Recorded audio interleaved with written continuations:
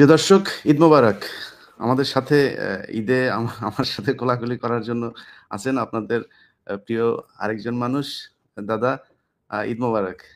ঈদ মোবারক। ঈদ মোবারক ইলিয়াস। ঈদ মোবারক দাদা। তো আমরা ফেসবুকে বিভিন্ন দু একটা পত্রিকাতেও দেখলাম যে এটা হচ্ছে এই জাতির ইতিহাসের সাথে মিলেমিশে একাকার, ধানমন্ডি ৩২ নাম্বার। আপনি ইতিহাস নিয়ে আপনি বেশ কয়েকটি বই লিখেছেন, আপনি গবেষণা করেন। মানে ৩২ নাম্বারের আসল ইতিহাসটা দাদা কি বলেন তো?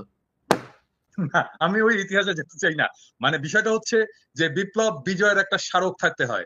আমরা একটা স্মারক অর্জন করেছি, শেখ মুজিবের মূর্তি। আমরা সেটা ভেঙেছি এবং ফ্যাসিবাদের যে আতুর ঘর ধানমন্ডি ৩২ নাম্বার, সেটাকেও আমরা রাখবো না। ফরাসি বিপ্লবে বাস্তিল দুর্গ ভেঙে ফেলা হয়েছে। আমরা এই ২৪-এর বিপ্লবে ধানমন্ডি ৩২ নাম্বার আমরা গুড়িয়ে দেবো। ওটাই আমাদের লক্ষ্য। না, এখানে ওনারা বলার চেষ্টা করছে যে এই এত রাজনৈতিক প্রতিহিংসা, এটা তারা এই যে সুশীলরা এখন এইসব কথা বলছে, বিশেষ করে সবচাইতে বেশি আমি যেটাকে বলেছিলাম ওর ক্যারা উঠেছে এই শাওনের ফালাফালি সবচাইতে বেশি দাদা।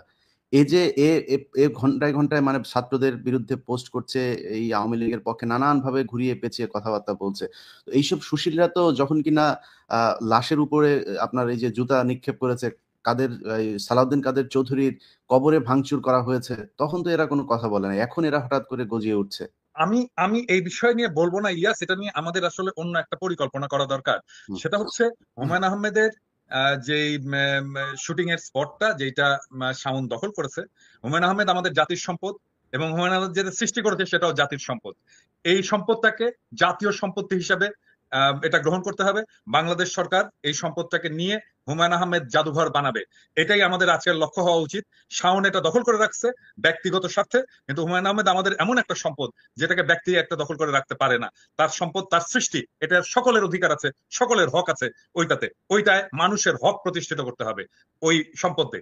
এবং ওইটার নাম যেন কি? ইয়ে নুহাশ আম, নুহাশ পল্লী। নুহাশপল্লী। নুহাশপল্লী এটা নুহাশেরও মালিকানা থাকবে না, শাওনেরও মালিকানা থাকবে না, এটাতে বাংলাদেশের জনগণের মালিকানা থাকবে।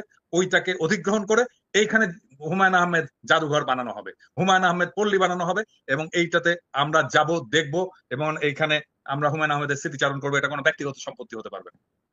এই আওয়াজ তোলেন, সাউন্ড থেমে যাবে।